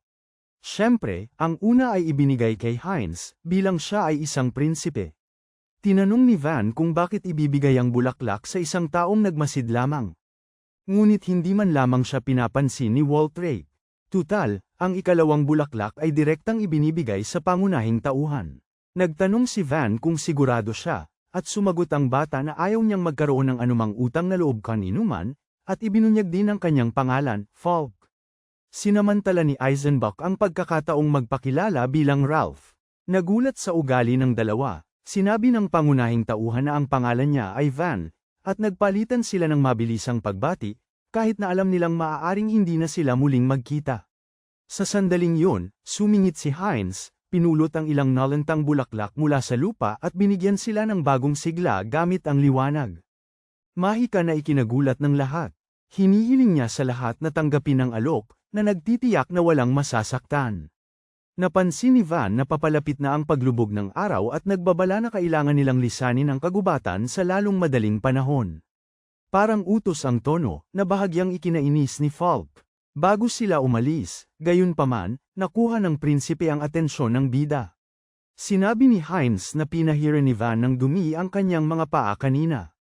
Pagkatapos, binanggit niya na nakarinig siya ng isang teknik ng paggalaw na ginagamit para maitago ang mga bakas, karaniwan sa mga taong upahan para pumatay.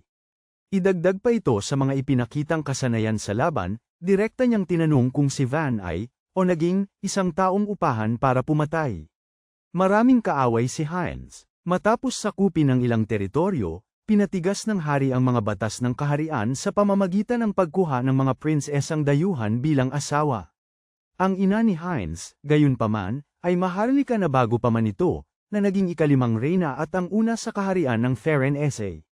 Dahil dito, ang kanyang mga kapatid at ang kani-kanilang mga ina. Natatakot na baka umakyat siya sa trono. Maaaring magmula kahit saan ang mga tangkang pagpatay, at palaging naghahanda si Heinz para doon. Kung si Van ay isang infiltradong ahente, determinado ang prinsipe na alisin siya roon mismo. Hindi inaasahan ni Van na ipagkakanulo siya ng mga lumang gawi sa ganoong sandali. Sa totoo lang, sinanay siya bilang isang mamamatay tao, ngunit ang pag-amin noon ay parang pagpapakamatay, kaya nagpas siyang magkunwari siyang walang alam. Agad napansin ng prinsipe ang pakana, at nilinaw ng protagonista na hindi siya uurong kung gustong ayusin ni Heinz ang mga bagay sa ganoong paraan. Ang atmosfera sa pagitan ng dalawa. Bumibigat ang sitwasyon, at tila hindi maiiwasan ang pagtatalo. Nang humakbang si Van, agad na hamarang si Falk sa harapan niya. Seryoso pa rin ang tingin ni Heinz, pero sa isang iglap, lumitaw si Van sa tabi niya, at sinabing nagbibiro lang siya. Hindi maintindihan ni Falk kung paano siya gumalaw ng ganoon kabilis. Sinamantala ni Van ang pagkakataon para subukang pag-aani ng tensyon sa pamamagitan ng pagiging maginoo. Gayunpaman, hindi pinansin ni Hines ang kanyang pagtatangkang makipag-usap at napansin ang isang mas mahalagang bagay. Hindi sinunggaban ni Van ang pagkakataong sadyang iniwan niya. Naging malinaw na ito ay isang pagsubok, kaya nagpumilit ang prinsipe na makakuha ng direktang sagot. Inulit niya ang tanong, binabanggit ang dating gawi, gustong malaman kung ang bata ay isang mamamatay tao. Sumagot si Van na si Helene ang nagturo sa kanya ng mga teknik na yun at lahat ng iba pang paraan ng labanan ng walang armas. Sa loob-loob niya, humihingi siya ng paumanhin sa paggamit ng kanyang pangalan. Agad nagbago ang ekspresyon ni Hines nang marinig na ang rekomendasyon ng Garuda ay galing sa angka ng Steinhardt. Sinimulan ni Ralph na ipaliwanag na ang dukadong ito ay hindi lamang basta isang pamilya ng maharlika. Hinala na ni Van na si Helene ay isang espesyal na tao. Nang hindi nalalaman ang mga detalye, nilinaw ng prinsipe na siya ay kilala bilang Lady of the Ice Flower. Mataas ang ranggo kaysa sa pinakamahuhusay na estudyante sa akademya, kaya makatwiran na isa sa kanyang mga disipulo ay magiging pambihira. Dagdag pa, ang angka ng Steinhardt ay ang pinakamatagal na naglilingkod sa kaharian, kaya imposibleng magpadala sila ng mga asasin. Tanong pa rin ni Hines kung paano nakuha ni Van ang rekomendasyon, ngunit wala nang masyadong naidagdag ang bata. Sa pananaw ng prinsipe, ang liham na iyon ay ipinadala upang linangin ang isang magiging lingkod ng angkan. Pagkatapos makita ang mga kasanayan ni Van, nagkomento si Hines na sana'y mayroon siyang. Sana kinuha rin siya kung dumating siya ng mas maaga. Isa pa, kung may humahabol talaga sa kanya, sigurado siyang ang halimaw mismo yun. Inamin ng prinsipe na wala siyang ideya kung paano sumulpot ang nilalang na yun doon. Gayunpaman, dahil nakatulong ang lahat para makalabas ng buhay, nagpasalamat si Hines sa kanila. Para sa mga maharlika, iyon ang pinakamataas na karangalan. Pero para kay Van, wala itong gaanong kahulugan. Muling humihingi ng pasensya si Falk at sinasabi sa bata na huwag maging walang galang. Sa halip na maghanap ng pagkilala, ang protagonista ay walang pakialam. Dahil dito, mas lalong naintriga si Hines. Nang kakaibang batang yon, sa mismong pasukan ng gubat, nagsisimula ng magtipon ang mga aprobadong kandidato. Samantala, ang mga nabigo ay nagdadalamhati sa katahimikan. Nagbilang ang pangalawang tagasuri, at ipinabatid ng una na, kasama ang prinsipe, 4 pa rin ang nawawala. Ang impormasyon ay nag-iwan sa pangalawa ng pagkabalisa, natatakot na may nangyaring masama. Sa simula, ang gubat ay naglalaman lamang ng mga halimaw na kayang talunin ni Hines. Ayaw niyang mapahamak ang prinsipe dahil sa isang bagay na siya mismo ang dahilan. Sa sandaling yun, may lumabas mula sa mga puno, ikinaginhawa ng tagasuri, na naniniwalang si Hines yun. Gayunpaman, unang lumitaw si Van, nanunuya, nagtatanong kung nagtipon ng lahat para salubungin siya. Hindi tulad ng kanyang kasamahan, ang unang reaksyon ng pangalawang tagasuri ay itanong kung paano pabuhay ang bata. Hindi maintindihan ng una ang sinabi, at tinanong ni Van kung hindi ba dapat siya buhay. Mabilis na umiwas ang tagasuri, sinasabing namamanghalang siya. Sumagot ang bida, sinasabing hindi lang siya ang nagulat. Sa likod niya, lumitaw ang kanyang marangal na mga kasama na dala ang katawan ng halimaw, ikinagulat ang lahat sa paligid. Ito ang ulo ng halimaw na may pangil. Sumalakay sa kanila sa loob ng gubat, dinala bilang patunay. Kahit alam na alam kung bakit, nagkukunwari pa ring gulat ang dalawang tagasuri nang makita ang halimaw na iyon. Gayunpaman, ang tono ng ikalawa ay halos parang isang paratang. Inuulit ng una sa kanya, at muli nagtatago ang isa sa likod ng salitang kahanga-hanga. Nagsalita si Hines, inilalarawan ng paghaharap bilang isang kahanga-hangang laban. Nang makita ang prinsipe doon, halos magulantang ang ikalawang tagasuri. Nang tanungin, ipinaliwanag ni Hines na, sa hindi sinasadya, malapit siya sa laban. Ito ay isang malaking problema para sa ikalawa, na nagpadala ng halimaw at paparusahan kung malalaman ito. Napansin ng prinsipe ang pagiging nerbyoso, at sa ikatlong pagkakataon, ginagamit ng tagasuri ang dahilan ng pagkagulat. Kahit na umaasa ng mahabang buhay para sa kaharian, ang kanyang kilos ay tila kainahinala na. Sa totoo lang, sinasabi ni Hines na kakaunti ang kanyang naging bahagi sa labanan. Nililinaw niya na ang tagumpay ay gawa ng tatlong kandidato, lalo na si Van. Hindi ito makapaniwala ang mga taga-suri, katulad ng ibang mga estudyante sa paligid. Pinupuri ni Ralph ang bida. Hayagang inaamin ni Falk na sumunod siya sa kanyang mga utos. Sa laban, ibinubulong ng ikalawang taga-suri na imposible yon para sa isang Geruda. Gayunpaman, sa rekomendasyon mula sa angka ng Steinhardt, kahit ang prinsipe ay hindi ito nakitaan ng kakaiba. Alam ni Van na hindi kailanman itinuro sa kanya ni Helene ang anuman doon, ngunit hindi niya masabi yon. Ang pagtangkilik ng publiko kay Heinz kasama ang liham ay nagsisimulang baguhin ang pangkalahatang opinyon. Pagkatapos ang unang taga-suri ay yumuko bilang pasasalamat sa bida. Bilang lingkod ng kaharian, nagpapahayag siya ng pasasalamat sa pagprotekta sa prinsipe. Sinubukan ni Van na ipaliwanag na wala siyang ipinagtanggol. Buhay lang siya. Gayunpaman, ipinapakita niya ang kanyang galing, na agad ginaya ng dalawang iba pa.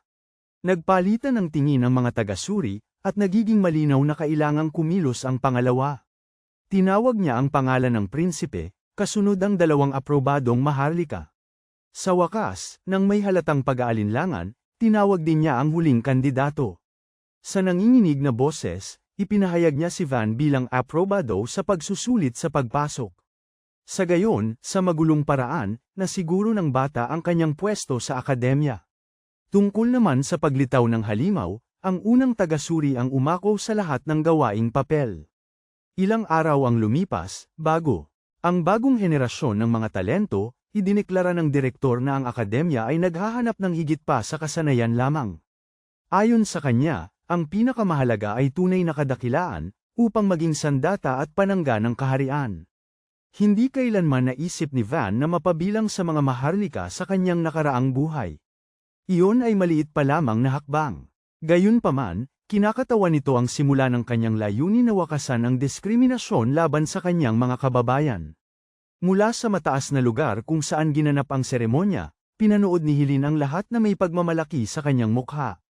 Matapos matiyak na maayos ang lahat, nagpatuloy si Helene sa lugar na tumawag sa kanya. Siya pumasok sa isang marangyang silid kung saan, sa gitna ng 5 silya, isa ay nakalaan para sa kanya. Sa lahat ng palatandaan, naruroon na ang lahat ng mahalagang miyembro ng grupo. Kabilang sa kanila ang prinsesa ng espada, si Carina Luthier. Naruroon din ang magaling na strategist na si Amelia Rodenwald. Ang eleganteng katahimikan ay mula kay Arnulf Clavius, na nagpaliwanag na sila ay nagtipon upang talakayin ang tanging isyong pinagtutulungan nila. Ang ikawalong prinsipe, si Ones Faranya, ang bumuo sa grupo, na responsable sa pagharap sa mga dayuhang puwersa. Sa kaibuturan, alam na ni Helene kung tungkol saan ito. Amelia at Arnulf ay nagkasundo na may kakaibang nangyari. Sa unang pagkakataon mula nang itatag ito, ang akademya ay tumanggap ng isang estudyanteng nagmula sa Garuda. Nagreklamo si Carina na ang paaralan ay naging masyadong mapagparaya, opinyon na sinang-ayunan ng ikawalong prinsipe. Higit pa roon, gusto ni Ones malaman kung bakit ang rekomendasyon ay nagmula sa isa sa 5 makinang na korona. Malinaw na gusto niya ng paliwanag, at ang desisyon ni Helene ngayon ay naglalagay sa kanya sa isang maselang sitwasyon. Tinitipon ng akademya ang mga anak na lalaki at babae ng mga maharlika, lahat may malaking kapangyarihan sa mahika at mataas na pagmamalaki. Nang iyon, nagsalpukan ang mga pagmamataas, kaya hindi maiiwasan ang mga alitan. Para mapigilan ang kaguluhan, isang grupo ng mga idealistikong estudyante ang umako sa papel ng 5 makinang na korona. Muling tinatanong ng ikawalong prinsipe kung ano ang nasa isip ni Helene nang irekomenda ang isang Garuda. Sumagot siya na nakita lamang niya ang kanyang lakas, isang bagay na itinuring ni Carina na walang katotohanan. Sa kanyang pananaw, ang mga Garuda ay isinumpa ng mga Diyos dahil sa kawalan ng tunay na kapangyarihan. Sang-ayon si Amelia, at sinabing walang espada o panangga para sa kaharian kung walang mahika.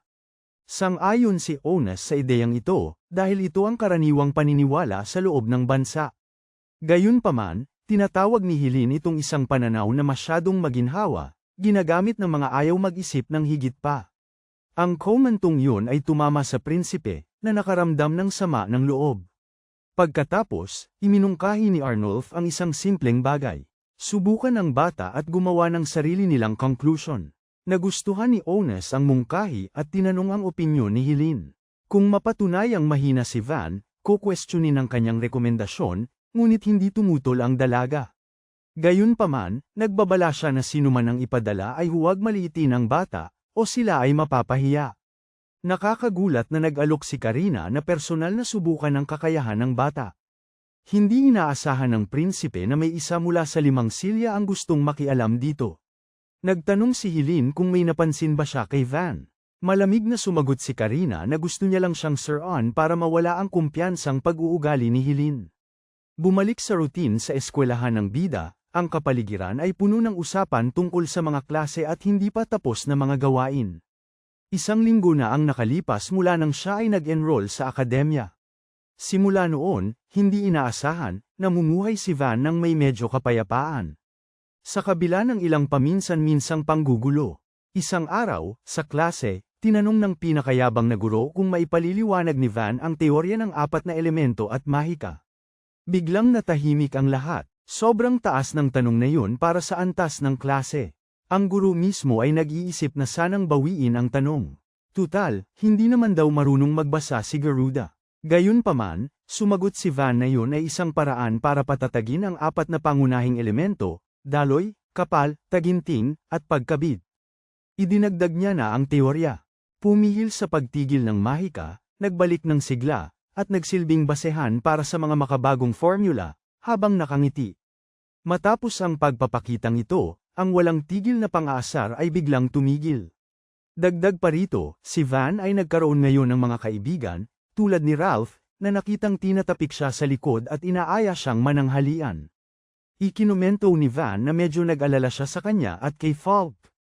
Nang tanungin ni Ralph kung bakit, inaya lang siya ng bida sa cafeteria. Ang sagot ay nag-iwan sa kaibigan na naguguluhan. Ang maikling panahong ito ng kapayapaan ay nagwawakas ng may lumitaw na babae sa likod ng dalawa. Tinanong agad ni Van kung ano ang kailangan niya, ngunit tila walang gaanong halaga ang sitwasyon, dahil nagkabungguan lamang sila. Para maiwasan ang gulo, pareho silang humingi ng paumanhin ng magalang. Bigla, itinutok ng babae ang espada sa leeg ng bida, kaya't natakot si Ralph. Sabi niya dapat lumuhad ang mga karaniwang tao sa harap ng mga maharlika. Ayon sa kanya, isang babae ay nagpipilit na ipaalala sa kanya ang kanyang kinalalagyan sa hirarkiyang yon.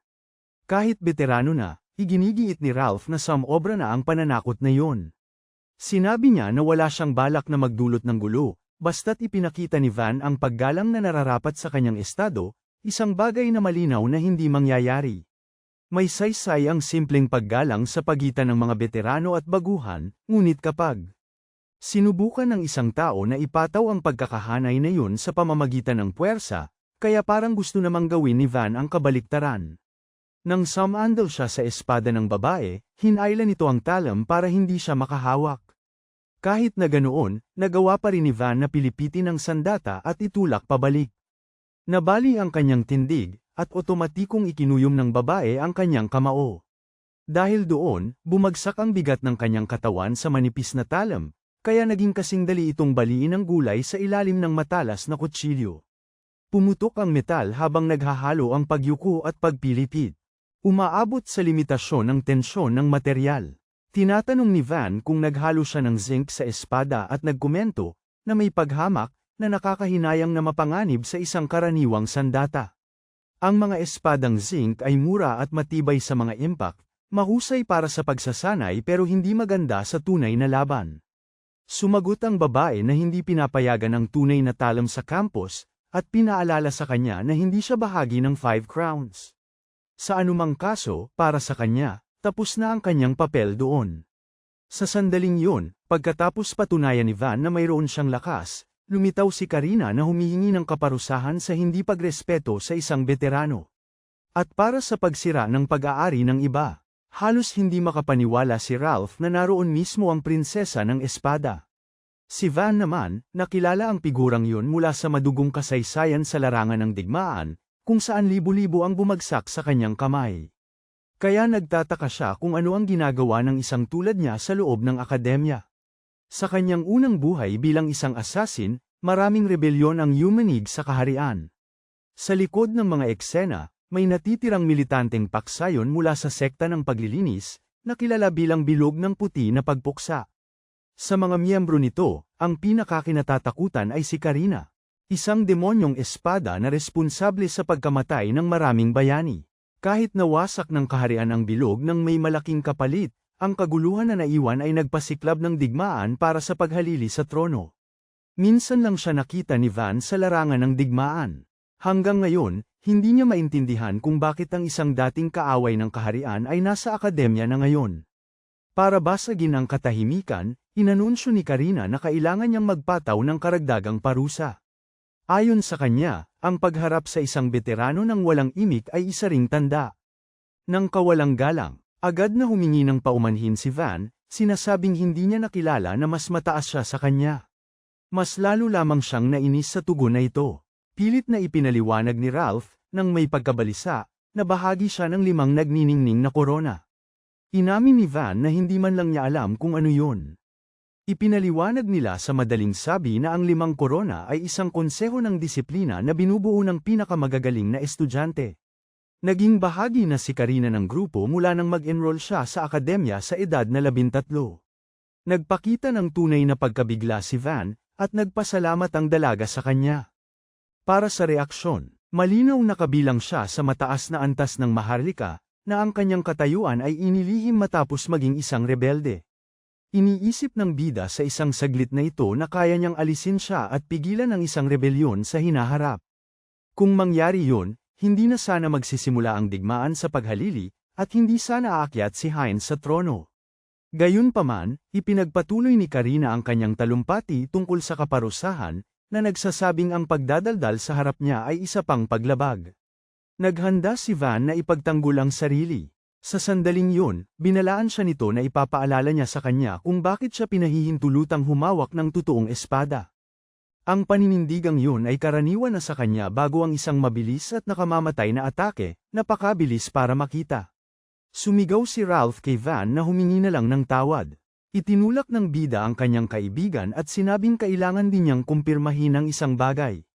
Itinuring yun ni Karina na isang hanggal na hakbang. Ang dalawa ay nagtitigan mula sa magkabilang panig ng bulwagan, habang ang ibang mga estudyante ay nanunood na may matinding tensyon. Sa isang iglap, lumitaw si Karina sa kabilang panig, mayroon na agad ang kanyang espada sa kaluban, habang si Van ay bumagsak na sugatan. Sumugod si Ralph para tulungan ang kanyang kaibigan, ngunit ang babae ay hindi nagsalita. Sa halip na magpatuloy, nagpasya siya, para ipagpaliban ang parusa. Sa tingin niya, si Van ay hindi karapat-dapat na lipulin agad. Umalis ang dalawa sa bulwagan, iniwan ang bata na nasaktan at hindi mapalagay. Ilang minuto ang lumipas, tinanong ng tauhan ni Karina kung bakit niya pinaligtas ang baguhan. Malayo na, ibinunyag ni Karina ang kanyang kalagayan at napaluhod sa lupa. Hindi niya ito pinaligtas dahil sa awa, kundi dahil nasugatan din siya, na ikinagulat ng kanyang kasamahan.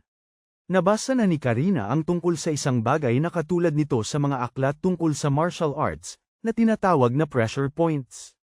Ang sakit na kanyang naramdaman ay nagdulot na hindi siya hirap sa paggalaw. Nagtanong ang isang tauhan kung nagpalitan ba sila ng direktang suntok.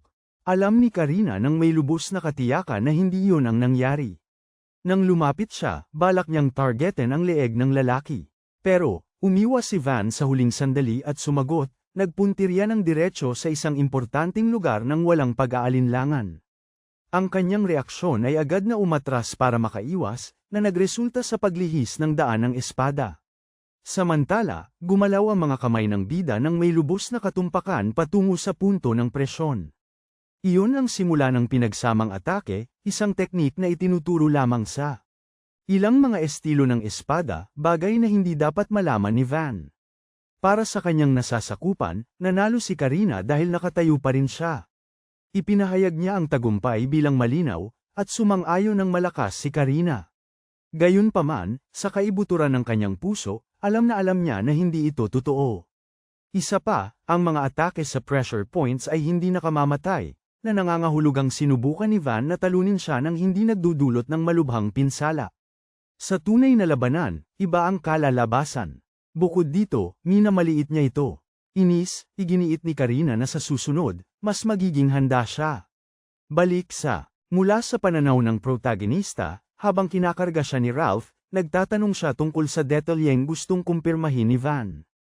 Sinabi niyang nag-alala siya at, natural, nagtataka. Gayunpaman, hindi gaanong binibigyan ng pansin ng bata ang bagay na yun. Sa kabila ng matatalim na salita nito, hindi tunay na espada ang gamit ni Karina, at iba ang kanyang mahika kumpara noong panahon ng pagkatakot. Malinaw na ipinahiwatig niyon ang bahagyang awa. Ikinumento pa ni Van, halos wala sa sarili, na nakakagulat ang kanyang kabaitan. Ang laban na yun ay nagsilbing kumpirmasyon na ang hindi na katulad ng dati si Karina ngayon. Habang papunta sila sa infirmary, naiisip ni Van na siguro posibleng baguhin siya sa halip na patayin. Kinabukasan, pumapasok ang bida sa silid-aralan at naglalakad patungo sa kanyang mesa gaya ng dati. Gayunpaman, napapansin niyang maraming nakatingin sa kanya. Umupo siya sa kanyang karaniwang pwesto, malayo, ngunit nagsimula siyang makarinig ng mga bulungan tungkol sa paghamon sa isa sa 5 korona. Medyo nababagabag siya dito. Di nagtagal, dumating sina Ralph at Falk, sinasabi sa kanya na nahuwag pansinin ng mga idiotang yon. Mukhang determinado ang dalawa na tulungan siyang humingi ng tawad. Nilinaw ni Van na hindi iyon ang balak niya. Sinabi niya na noong nagkita sila, hindi naman sila masyadong nakikialam. Gayunpaman, nagpasalamat siya sa kanilang pag-aalala at sinabing siya na ang bahala. Kung gusto niyang maiwasan ang anumang problema sa hinaharap, kailangan niyang harapin si Karina ngayon. Sa anumang kaso, hindi siya naniniwala na may dapat siyang ikatakot sa mga estudyanteng pinapatawan ng disiplina. Sa sandaling ito na ang ginang ng yelo, lumapit, at nagtanong kung maaari ba niyang makausap si Van. Natural lang na tanungin ng bida kung bakit dahil malapit nang magsimula ang klase. Iginiit lang ni Helene, sinasabing hindi naman daw magtatagal ang usapan. Dahil sa kuryusidad, pumayag si Van, at umalis silang dalawa sa silid. Nagdulot ito ng pangkalahatang pagtataka, dahil hindi lang niya kilala ang ginang ng bulaklak ng yelo, kundi nakakausap pa niya ito ng casual. Pagkatapos, sa isang tahimik na lugar, ipinaliwanag ni Helene na inatasan siyang subukin ang kanyang mga kakayahan. Nagkomento si Van na dapat ay sinabi agad sa simula. Nagpaumanhin siya, sinasabing hindi niya inaasahan na ganun kabilis ang mga pangyayari, lalo na tungkol sa paglapit ni Karina. Ipinapaliwanag ni Helene na siya ang pinakamataas sa mga maharlika at magiging leader ng sambahayan Luthier, sa kabila ng kanyang edad. Gayunpaman, sinabi ni Van na hindi niya nakikita siyang isang henyo lamang. Ipinaliwanag niya na nararamdaman niyang isinantabi na ni Karina ang lahat maliban sa espada. Nagulat si Helene na marinig ito, ngunit inamin niyang totoo ito. Noong una, si Karina ay isa lamang anak sa labas ng sambahayan Luthier. Hindi man lang siya matuto ng mga pangunahing gawin ng maharlika. Sa edad na 10, tinalo niya ang kanyang nakatatandang kapatid, na 17, sa isang simpleng paglalaban. Siya ang tunay na tagapagmana. Dahil sa kanyang talento sa espada, si Karina ay sinimulang ituring bilang isang tunay na anak. Gayunpaman, lumaki siya na napapaligiran ng inggit at walang pagmamahal. Tungkol sa kung paano niya nalaman ang lahat ng ito, sinabi ni Helene na mahilig magtsismisan ang mga maharlika. Gayunpaman, bago pumasok si Karina sa akademya, nakita siya ni Helene na nag-iisa sa isang pagdiriwang. Malayo siya sa lahat, nakatingin sa kanyang ama mula sa likuran. Na may malalim na tingin para sa isang napakabata pa. Iminumungkahi ni Van na dapat ay kinausap niya si Karina noong panahong yun. Sumagot si Helene na hindi niya kaya. Dahil pareho silang nanggaling sa malalaking angkan, ang anumang sapilitang paglapit ay maituturing na isang pampulitikang insulto. Iniisip ni Van na yon ay isang napakatinding problema. Inaamin ni Helene na dati siyang pinipigilan ng mga ugnayang yon. Si Karina naman, tila walang pakialam. Palagi niyang nararamdaman na ang babae ay maaaring tahakin ng isang mapanganib na landas balang araw. Pagkatapos ay nagtanong si Van kung ano ang gagawin ni Helene kung mangyari yon. Sumagot siya na pipigilan niya ito, dahil matagal na siyang tumatakas sa responsibilidad na yon. Sa sandaling yon, tuluyang nagsimulang maintindihan ng protagonista ang lahat. Ang kakayahan ni Helene bilang isang mage ay katumbas ng sa ibang mga bayani, ngunit hindi kailanman nabunyag ang kanyang pangalan. Marahil ay sinubukan niyang pigilan si Karina nang magrebelde ang dalaga at humantong sa pagpanaw sa paghaharap na yon, nang hindi man lang nagkaroon ng pagkakataong bumuo ng sarili niyang reputasyon. Kahit na nagsasabi ng mga bagay na kayang tumagos sa puso ni Newman, pakiusap ni Helene kay Van na huwag siyang ituring na isang taong karapat-dapat sa awa. Sumagot siya na naiintindihan niya, ngunit inamin na ang marinig ang kwentong yun ay lalo lamang siyang ginanyak. Ngayon, determinado siyang durugin ang anumang pagsisisi na maaaring madala ni Karina. Dati, walang sino man ang nakakapigil sa kanya. Ngunit ngayon si Van ay may tunay na pagkakataon na wakasan ang kasamaan sa pinagmulan nito. Sa kaibuturan, ipinagtapat ni Helene na maaaring umaasa siyang marinig ang mismong bagay na yon. Nagtanong siya kung mayroon na bang plano ang bata. Tumugon si Van na hindi siya kailanman kikilos ng walang isa. Nang tanungin kung ano yon, hiniling niya kay Helene na sumunod sa kanya pagkatapos ng klase. Nang matapos ang mga aktibidad, hinanap din siya ng mga kaklase ng bida. Sinabi ni Falk na sumusobra na sila sa pakikialam sa buhay niya. Si Ralph naman, umamin na nagtataka siya sa pagkawala ni Van pagkatapos niyang makilala si Helene, at sumang-ayon si Falk. Hindi nagtagal, nakita ng dalawa ang bida sa malayo, pero hindi siya nakatayo lang. Nakikipaglaban siya mismo laban sa Ice Flower Lady. Pareho silang napaurong dahil sa lakas ng impact. May pangungutya si Helene na nagtatanong kung saan nakatingin si Van at ginamit ang kanyang mahika ng yelo. Ang hardin ng libong tinik. Naiwang walang imik sina Ralph at Falk. Pumwesto si Van sa harapan nila sa Euro Broken Bar huling sandali.